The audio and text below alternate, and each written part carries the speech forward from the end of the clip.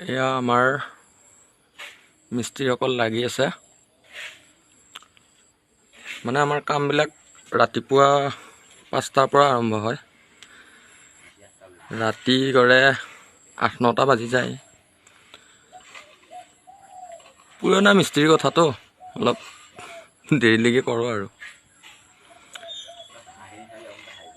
তাতে আকৌ গাঁৱলীয়া মিস্ত্ৰী, টাউনীয়া মিস্ত্ৰীৰ কথাই বেলেগ। আৰু আমাৰ ৰঞ্জন দৈমাৰীক কিন্তু নৰা অলপ জুম কৰি আপোনালোকক দেখুৱাইছোঁ, চাই লওক। ৰঞ্জন মুখখন অকণমান ইফালে দেখুৱাই দিয়া, দেখকচোন। আপোনাৰ মুখখন চাই ৰাইজে ভাল পাব।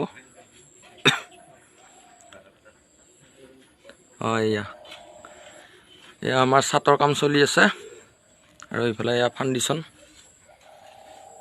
বিলাক এনেকৈ আৰু কাম চাম কৰি আমি থাকোঁ। আৰু ইফালে আপোনালোকক দেখুৱাইছোঁ এইটো মন্দিৰ, জুম কৰি দেখুৱাইছোঁ, তাতেও আমি ছাতৰ কাম কৰিছোঁ। আৰু নেক্সট মই এইটো এনেকৈ কৈ থাকিলে নহ'ব, মোৰো মুখখন আপোনালোকক দেখুৱাওঁ এবাৰ। এইটো হাই হেল্ল'।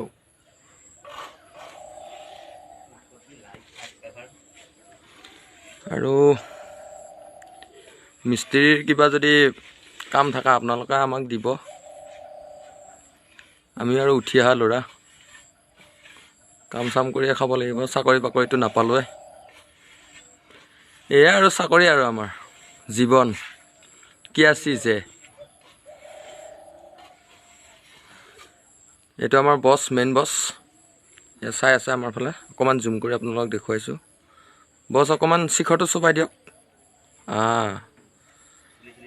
আৰু এইটো আমাৰ ছেকেণ্ড বছ, এওঁ শিখৰ তীখৰ চোবালে অলপমান মিউজিক মাৰে গালৰ ওচৰত।